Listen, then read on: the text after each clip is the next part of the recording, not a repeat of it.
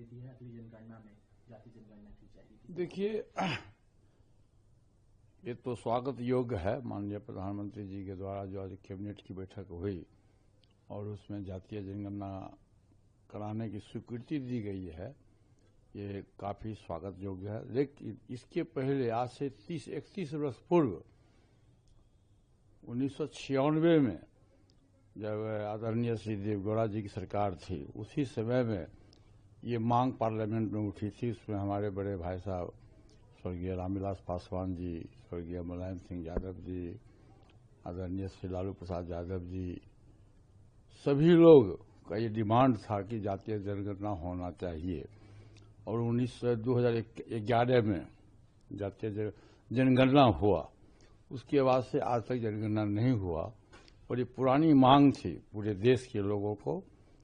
और इससे जो जनगणना के जो आज कैबिनेट के द्वारा जो मंजूरी मिला है, ये काफी ही स्वागत योग्य है और काफी खुशी की बात है। इसमें खास करके दलित है, पिछड़ा है, क्रियत के लोग हैं, सभी लोगों को इससे लाभ मिलेगा और पूरे देश के लोगों में काफी खुशी की बात है।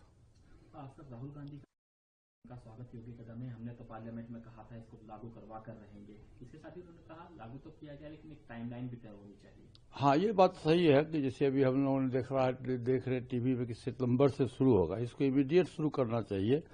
इससे ये फायदा होगा कि अगला जो परिसीमन कमेटी की बैठक है, लोकसभा और विधानसभा में जो परिसीमन कमेटी होने वाला 2026 में, उसमें इसको जातीय जनगणना का जो ये होगा, उसमें खास करके पिछड़ी जाति के दलित समाज के लोगों को इससे काफी फायदा होगा। सर, लालू यादव उन्होंने कहा कि संघियों को अपने एजेंडे पर नचाते रहेंगे जाति जनगणना पर कैबिनेट के फैसले का, और इनका बयान आया। उन्होंने कहा है कि चाहे वे हम समाजवादियों ने 30 साल पहले जो प्रस्ताव रखा था, चाहे वह आरक्षण हो, जाति जनगणना हो, समानता हो, बंधुत्व हो, धर्मनिरपेक्षता हो, तो लागू। देखिए, मैं तो पहले ही बोल दिया आपको कि 1996 में ये मामला उठा था लोकसभा में, जब आदरणीय श्री देवगौड़ा जी देश के प्रधानमंत्री थे। लगभग 31 वर्ष पूर्व की बात है। और जनगणना तो होना ही चाहिए, खासकर जातीय जनगणना होना चाहिए। उससे देश में स्पष्ट जाएगा।